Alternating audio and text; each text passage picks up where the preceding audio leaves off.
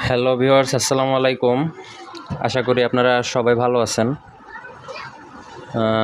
বর্তমানে ফেন্সি পাড়ার সবথেকে ট্রেন্ডিং যে বিষয়টা, সবথেকে আলোচিত যে বিষয়টা সবাই আলোচনা করে, সেটা হইতেছে মোল্ডিং। অনেক প্রশ্ন, অনেক জল্পনা কল্পনায় বিষয়টা নিয়ে সবারই আছে। তো আমারও ছিল, আমিও বিষয়টা সম্পর্কে যে খুব বেশি জানতাম সেটা না। আমি একটু রিসার্চ করলাম। রিসার্চ করার পরে যে মৌলিক কিছু বিষয় আমি পাইছি ঘাটাঘাটি করার পরে, পড়াশোনা করার পরে। তো এই বিষয়গুলো নিয়ে কিছু বিজ্ঞানভিত্তিক আলোচনা আজকে আপনাদের মাঝে আমি করব। আমি আছি Mohammad Junaid Ahmed Shafin, member PRPA, Patuakhali racing pigeon association. তো আমরা মোল্টিং বলতে সাধারণত কবুতরের যে পুরাতন ফেদার বা পালক ঝরে গিয়ে নতুন যে ফেদার হয় ওইটাকে আমরা বুঝি। অনেকে আবার মোল্টিংকে স্লোফিং বলে, শেডিং বলে। এইটা আবার যারা ফেন্সি পাখি টাখি পালে ওনারা আবার স্লোফিং, শেডিং এগুলো বলে। তো কোনো প্রাণীর ক্ষেত্রে দেখা যায় যে মোল্টিংটা জীবনে মাত্র একবার হয়, কোনো প্রাণীর ক্ষেত্রে দেখা যায় যে 2-3 বার হয়। আবার কোনো প্রাণীর ক্ষেত্রে দেখা যায় যে, বিশেষ করে যে পাখি জাতীয় যারা গৃহপালিত পাখি, ওদের বছরে একটা নির্দিষ্ট সময় মোল্টিংটা হয়। তো কবুতরের ক্ষেত্রে যেটা হয় এপ্রিল মাস থেকে আগস্টের মধ্যে। কবুতরের মোল্টিং এপ্রিল মাস থেকে আগস্টের মধ্যে হয়, এবং যত ভালোভাবে আর কি মোল্টিংটা হয় বুঝতে হবে যে কবুতরের স্বাস্থ্যটাও তত ভালো আছে, মানে ওর হেলথ ঠিক আছে, কোনো সমস্যা নাই।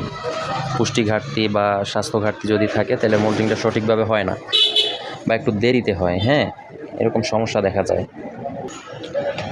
তো এবার আমরা জানি যে কবুতরের ভালো মোল্টিং পেতে হলে বা পারফেক্ট মোল্টিং পেতে হলে যে আসলে আমাদের কী বিষয়ের দিকে একটু বেশি জরুরিভাবে লক্ষ্য রাখতে হবে।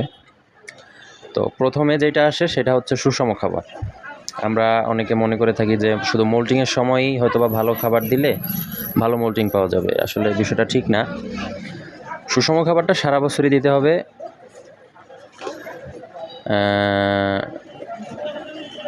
এর ভিতরে আছে যে কিছু মোল্টিংয়ের সময় কিছু মিনারেল আছে, কিছু ভিটামিন আছে, কিছু খাদ্য উপাদান আছে, এগুলো মোল্টিংয়ের ক্ষেত্রে খুব ভালো একটা ভূমিকা পালন করে। এই যে খাদ্য উপাদানগুলো, এগুলোর ভিতরে আছে জৈব সালফার, তারপরে প্রোটিন, কিছু মিনারেল আছে যেমন সিলিকন, ফ্লোরিন, দস্তা যেটাকে আমরা জিঙ্ক হিসেবে জানি, তারপরে আছে তামা, তারপরে আছে কপার, ক্যালসিয়াম, ম্যাগনেসিয়াম। এগুলা ভালো মোল্টিং পাইতে হলে খুব গুরুত্বপূর্ণ ভূমিকা পালন করে। তো প্রোটিনটা মোল্টিংয়ের টাইমে একটু হালকা বাড়াই দিলে ভালো হয়, কারণ প্রোটিনের কাজই হলো দেহের ক্ষয়পূরণ করা।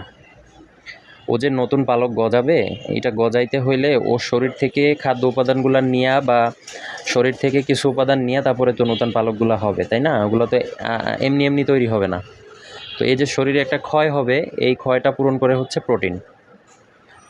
তো এই জন্য হালকা প্রোটিনটা বাড়াইলে ভালো হয়, যে ওর শরীরে ঘাটতিটা কম তৈরি হয় বা ঘাটতিটা তৈরি হয় না এরকম। তো এই জন্য ডাল জাতীয় খাবারটা একটু হালকা বাড়ানো যায়, তবে বেশি বাড়ানো যাবে না। ডাল জাতীয় খাবার বেশি বাড়াইলে দেখা যাবে যে শরীরে লবণের পরিমাণ বাইরে যাবে, তখন ফ্লাই করাইতে গেলে দেখা গেছে যে ওর পানি পিপাসাটা একটু বেশি লাগবে, ফ্লাইটা ওইভাবে করবে না বা শরীর বেশি ভারী হয়ে যাইতে পারে, এক্স্যাক্ট ফিটনেসটা ভেঙে যাবে। তো এই জন্য তিসি, তিল, সূর্যমুখী বীজ জাতীয় যে খাবারগুলো আছে এইগুলো একটু বাড়াই দিলে দেখা গেছে যে ওমেগা 3 ফ্যাটি অ্যাসিডের মাত্রাটা ঠিকভাবে আসবে, অ্যামাইনো অ্যাসিডটা ঠিকভাবে যাবে, প্রোটিনটাও মোটামুটি পাবে, আবার স্নেহ জাতীয় পদার্থটা খুব ভালোভাবে পাবে। বীজ জাতীয় যে উপাদানগুলো আছে এগুলো কিন্তু স্নেহ জাতীয় পদার্থের খুব ভালো একটা উৎস। আবার খাবারের বিষয় যদি এগুলো আমরা ব্যালেন্স করি তাইলে তারপরের যেটা আসে সেটা হচ্ছে গিয়ে গ্রিট। আপনি কখনোই গ্রিট ব্যতীত কোনো ভালো মোল্টিং বা পারফেক্ট মোল্টিং গ্রিট ছাড়া পাবেন না। আপনার কবুতরের জন্য যে কয়টা খনিজ উপাদান প্রয়োজন গ্রিটের ভিতরে তার সবগুলোই আছে। Calcium, magnesium, iron, zinc, copper, sulphate জাতীয় যেগুলো আছে প্রত্যেকটা খুব, আয়রন, এগুলা যত গ্রিটের ভিতরে সবগুলো থাকে আর কি। হ্যাঁ, এছাড়াও আপনার দেখা গেছে যে গ্রিটের ভিতরে যে উপাদানগুলো থাকে এগুলো হাড়ের গঠনটা খুব সুন্দর করে। যেমন বাচ্চা অবস্থায় থেকে ওকে যদি ভালো মানের গ্রিট দেওয়া যায় তাইলে ওর হেলথই অন্যরকম হয়। গ্রিট ছাড়া বাচ্চা এবং গ্রিট দেওয়ার পরের যে বাচ্চার কোয়ালিটি ওইটা এক হয় না কখনো। তো বাচ্চার জন্মের পর থেকেই গ্রিট দেওয়ার ব্যবস্থা করতে হবে। এবং গ্রিট কিন্তু শুধু মোল্টিংয়ের জন্য না, কবুতরের ভালো হাড়ের গঠন, মাংসপেশির ভালো গঠন এগুলা পাইতে হইলে অবশ্যই গ্রিট দিতে হবে, গ্রিটের বিকল্প নাই। এরপরে আসে যে লফটে একটু খোলামেলা রাখা, আলো বাতাসটা যেন ভালোভাবে ঢুকে।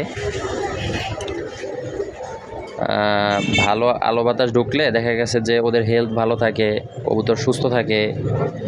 অসুস্থ হয়ে পড়লে মোল্টিংয়ের মাঝে ঝামেলা, তখন দেখা যায় যে মোল্টিংটা ভালো মতো হয় না।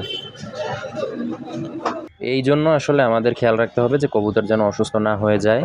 অসুস্থ হয়ে পড়লে দেখা যায় যে এক পর্যায়ে অ্যান্টিবায়োটিক ব্যবহার করা লাগতে পারে বা মেডিসিন প্রয়োগ করা লাগতে পারে। তো এইগুলা কিন্তু মোল্টিংয়ের জন্য খুব বাজে একটা প্রভাব নিয়ে আসে।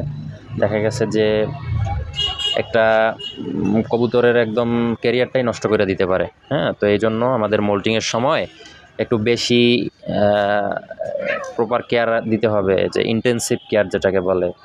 হ্যাঁ, ইন্টেনসিভ কেয়ারে রাখতে হবে, তাইলে অনেক অনিবার্য সমস্যা থেকে মুক্তি পাওয়া যাবে। আর একটা বিষয় হচ্ছে যে অনেকে বলে রোদ বা বৃষ্টি এইগুলো আসলে মোল্টিংয়ের উপরে কোনো প্রভাব ফেলে না। হ্যাঁ, এইটা তেমন কোনো ইয়া না, আসলে কথাটা পুরোপুরি ঠিক না।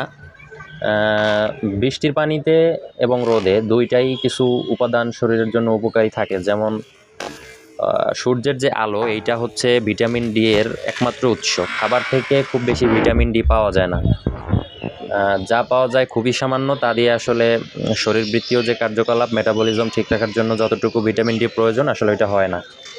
তো এই জন্য অনেকে করে কি মোল্টিংয়ের সময় পুরোপুরি কবুতর আটকে দেয়। আসলে এইটা পক্ষে আমি না, কেন পক্ষে না এটা সামনে বলতেছি। যেইটা আসলে বৃষ্টির পানিটা নিয়ে আগে একটু আলোচনা করি, এরপরে রোদের ব্যাপারটা নিয়ে আসতেছি। বৃষ্টির পানিতে সাধারণত অ্যালকালাইন জাতীয় যে পদার্থগুলা এইটা বেশি থাকে এবং অ্যান্টিঅক্সিডেন্টের কাজ করে, এবং বৃষ্টির পানিটা অনেকটাই অ্যাসিডিক। মানুষের শরীর বলেন বা যে কোনো প্রাণীর শরীরই বলেন, আমাদের শরীরে অনেক পরজীবী থাকে, অনেক উকুন, মাইটস এগুলা থাকে, রোগ জীবাণু থাকে। তো বৃষ্টির পানিটা এক ধরনের, আপনি এটাকে বলতে পারেন যে অ্যান্টিব্যাকটেরিয়াল একটা উপাদান। তো এই ক্ষেত্রে বৃষ্টির পানিটা অ্যাসিডিক হওয়ার কারণে অ্যান্টিব্যাকটেরিয়াল যে উপাদানগুলো আছে এই উপাদানগুলো আসলে মাইটস, তারপরে বিভিন্ন প্রকার পরজীবী এই আক্রমণ থেকে কিছুটা হইলেও রক্ষা করে। ওইভাবে তো পারে না, কারণ বৃষ্টির পানিতে যে অ্যাসিডের মাত্রাটা থাকে ওইটা খুবই সামান্য, ওই রকমভাবে কোনো প্রভাব ফেলে না। এই জন্য মোল্টিং শুরু হওয়ার আগেই আপনাদেরকে যাদের কবুতর বেশি লফটে বা পরজীবীর আক্রমণ হইতে পারে বা হইছে এরকম আছে, মাইটস হইছে, তারা করবেন কি আইভারমেকটিন দিবেন বা বিটাডিন স্প্রে করতে পারেন। বিটাডিন স্প্রের ভিতরে অনেক প্রকার বিটাডিন বাজারে পাওয়া যায়, যে কোনো একটা ভালো কোম্পানির ভালো মানসম্মত বিটাডিন দিলেই হবে, যাতে উকুন পরজীবী এগুলো নষ্ট হয়ে যায়। আবার অনেকে করে কি গোসলে পটাশ ইউজ করে, এসেমিক 1% ইউজ করে। হ্যাঁ, তো এইটা আবার হয় কি যে এসেমিকটা ইউজ করার আমি পক্ষে না, কারণ এটা এক ধরনের ক্রিমির ডোজ। তো এইটা একটু সমস্যাই হয় আসলে। এই তো অনেকে বলে, আমি এসেমিক এগুলো কখনো ইউজ করি না। আমি সাধারণত মোল্টিংয়ের আগেই ক্রিমির ডোজটা কমপ্লিট করাই ফেলাই। মোল্টিংয়ের ভিতরে তো ক্রিমির ডোজ কখনো করানোই যাবে না। প্লাস বড় ভাইয়েরাও নিষেধ করে যে মোল্টিংয়ের ভিতরে কখনোই আপনারা ক্রিমির ডোজ করাবেন না, যারা দীর্ঘদিন ধরে রেসিং সেক্টরে আছেন আর কি। তো এরপরে যে বিষয়টা আসে যে অ্যালকালাইন এবং যে আপনার নাইট্রোজেন, এই দুইটা উপাদান বৃষ্টির পানিতে খুব বেশি পরিমাণে থাকে। নাইট্রোজেন হচ্ছে শরীরে কোলাজেনের মাত্রাটা বাড়ায় দেয়। কোলাজেনের মাত্রাটা বাড়াই দিলে দেখা গেছে যে কবুতরের শরীরে যে তৈলাক্ত ভাবটা চলে আসে, এটা কিন্তু কোলাজেনের কারণে হয়। মানুষ, কবুতর, পশু পাখি সব কিছুতে যে একটা শাইনি ভাব আসে, এইটা কোলাজেনের কারণে হয়। এই যে নাইট্রোজেন গঠিত যে উপাদানগুলা, এটা কোলাজেনের মাত্রাটা কবুতরের ফেদারের বেশি আর কি করে। এরপরে অ্যালকালাইন জাতীয় উপাদানগুলো আসলে অ্যান্টিঅক্সিডেন্টের কাজ করে। অ্যান্টিঅক্সিডেন্ট আপনারা জানেন যে বিভিন্ন পরজীবী বলেন বা যে কোনো প্রকার ফাঙ্গাস টাঙ্গাস এইগুলা থেকে খুব ভালো একটা সাপোর্ট দেয়। আর নাইট্রোজেন ঘটিত উপাদানগুলো কিন্তু ফেদার গঠনে, পুনরায় ফেদার গঠনে অত্যন্ত কার্যকরী ভূমিকা পালন করে। এই জন্য আপনি দেখবেন যে বৃষ্টির পরে গাছপালা যেইভাবে সতেজ হয়ে ওঠে, ওইটা কিন্তু আপনি এমনিতে সারাদিন পানি ঢাললে, নর্মাল পানি ঢাললে কিন্তু ওইটা হবে না, কিন্তু একবার একটু বৃষ্টি হইলে। তো এই ক্ষেত্রে দেখা যায় যে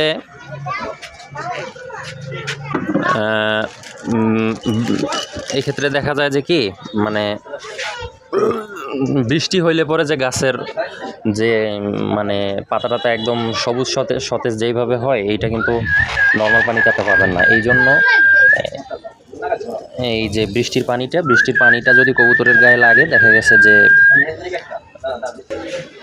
বৃষ্টির পানিটা আসলে মোল্টিংয়ে ভালো। বৃষ্টির পানিটা দিলে দেখা গেছে যে পুরাতন ফেদারগুলো ঝরে যায়, অ্যাসিডিটির কারণে পুরাতন ফেদারগুলো ঝরে যায়, এবং এই যে নাইট্রোজেন উপাদানের কারণে নতুন ফেদারটা খুব চমৎকারভাবে গজায়। হ্যাঁ, আর রোদের বিষয়টা যদি একটু আলাপ করি, তাইলে বলতে হয় যে আপনার যে কোনো প্রাণীর শরীরে যদি দেখা যায় যে ভিটামিন ডি পর্যাপ্ত পরিমাণে না থাকে, যেহেতু খাবার থেকে আমরা ভিটামিন ডিটা পর্যাপ্ত পরিমাণে পাইতেছি না, যেতটুকু আমাদের মেটাবলিজম গ্রো করার জন্য দরকার ওই পরিমাণ পাইতেছি না, সুতরাং ভিটামিন ডি এর প্রধান উৎস হচ্ছে সূর্যের আলো। তো ভিটামিন ডি যে কোনো প্রাণীর শরীরে পর্যাপ্ত পরিমাণে না থাকলে কখনোই ক্যালসিয়াম বিপাক হবে না। এক্ষেত্রে আপনি যদি সারাদিন ক্যালসিয়াম সাপ্লিমেন্ট ইউজ করেন, ওর শরীরে পর্যাপ্ত পরিমাণ ভিটামিন ডি না থাকলে ও ক্যালসিয়াম শোষণ করতে পারবে না। তো এই জন্য কবুতরকে একটু সকালের রোদটা অন্তত 10 মিনিট, 15 মিনিট, 20 মিনিট, আধা ঘন্টা খাওয়ানো উচিত মোল্টিংয়ের সময়। যারা এভিয়ারি করে কবুতর পালেন, তারা এই যে সিটা বৃষ্টি পড়ে তখন কবুতরকে হালকা ভিজাইতে পারেন। একদম মানে বেশি বৃষ্টিতে কবুতরকে বেশি ভিজাইলে তো ঠান্ডা লাগবে বা এরকম কোনো প্রবলেম হইতে পারে। তো তখন দেখা গেছে যে আরেক সমস্যা, একটু হালকা ভিজানো এবং হালকা একটু রোদে রাখা, এইটা কবুতরের মোল্টিং খুব ভালো একটা করে আর কি। অনেকের ভিন্ন ভিন্ন মতামত থাকতে পারে, এটা আসলে যার যার একটা ব্যক্তিগত গবেষণা এই আর কি। আর কবুতরের মোল্টিং চলাকালীন সময়ে যদি প্রয়োজন না হয়, কখনোই অ্যান্টিবায়োটিক জাতীয় মেডিসিন ইউজ করা ঠিক না, কৃমির ডোজ তো করানো যাবে না। আর যদি পারা যায় যে এক্সট্রা যদি কেউ দিতে চায়, একটু জিঙ্ক দিল বা একটু ভিটামিন মাল্টিভিটামিন দিল, এগুলা ভালো মোল্টিংয়ের জন্য খুব গুরুত্বপূর্ণ ভূমিকা রাখে। তো এই আর কি। তো এই ছিল মোল্টিংয়ের আদ্যপান্ত। সবাই কবুতরের ভালোভাবে যত্ন নেবেন, ভালো খাবার দিবেন, ভালো পরিচর্যা করবেন, তাইলে ভালো মোল্টিং পাবেন। এবং ওর ভালো মোল্টিং হলে ও দেখা গেছে যে রেসের সময় ওর ফেদারগুলা যত স্ট্রং হবে, ও ভালো একটা সাপোর্ট পাবে এবং রেজাল্ট করার একটা সম্ভাবনা তৈরি হবে। তো সবাইকে ধন্যবাদ। ভিডিওটা ভালো লাগলে চ্যানেলটা সাবস্ক্রাইব করবেন, একটা লাইক দিবেন এবং আমাদের সাথে থাকবেন। আসসালামু আলাইকুম।